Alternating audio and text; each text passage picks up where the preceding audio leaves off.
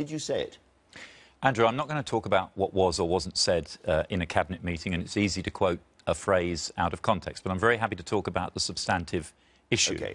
Well, public sector pay raced ahead of private sector pay after the crash in 2008-9, and taking public sector pay before pension contributions, that gap has now closed. Public and private sector pay on average are around about the same level, but when you take into account the very generous contributions that public sector employers have to pay in for their workers' pensions, their very generous pensions, they are still about 10% ahead.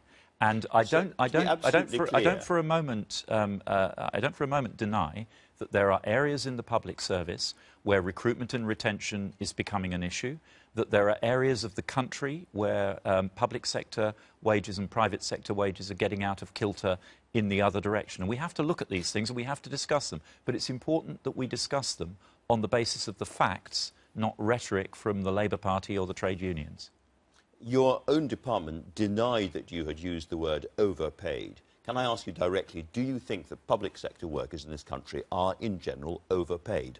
So this is a relative question. This is about the relationship between public and private sector pay. And it is a simple fact, independent figures show this, that public sector workers, on average, are paid about 10% more than private sector workers. So and we you have think to bear that in mind. relative to private sector workers, are they overpaid? Relative to private sector workers, they are paid about a 10% premium. Now, I know this includes pension contribution. You can't eat your pension. You can't feed your kids with your pension contribution. So I understand that.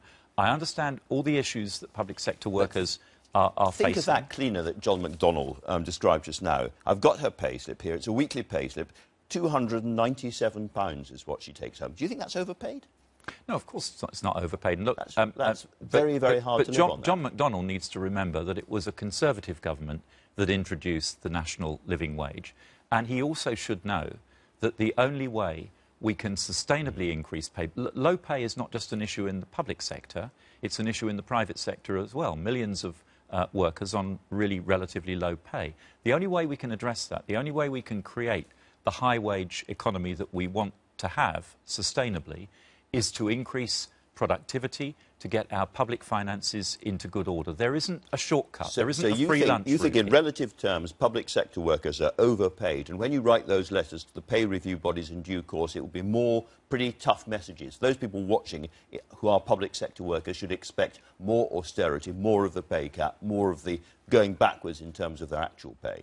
Well, our policy on public sector pay hasn't changed. We've sought to be fair to public sector workers, but also fair to the taxpayers. They've had a 7-year freeze. Yeah, they've had a 7-year, not a freeze, but they've had 7 years... Inflation's gone back, most of them have gone backwards 7 years of pay restraint, but let's also be clear about this. Teachers, for example, in 2015-16 had a 3.3% pay increase. NHS staff last year, about over half of them had a pay increase averaging just over 3%.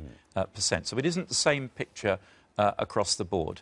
But look, our position is that we have to be fair to public sector workers, we have to look at recruitment and retention problems, we have to be fair to taxpayers, and we have to try to protect jobs in the public sector. Those are the bits of the equation that we have to juggle. We do keep this under constant review, and I think the fact that, as is now apparently well known, the Cabinet's been discussing this issue sends a clear signal that we do understand the concern both of public sector workers and of the wider public. I think most people watching this interview will conclude that you did say that they were overpaid.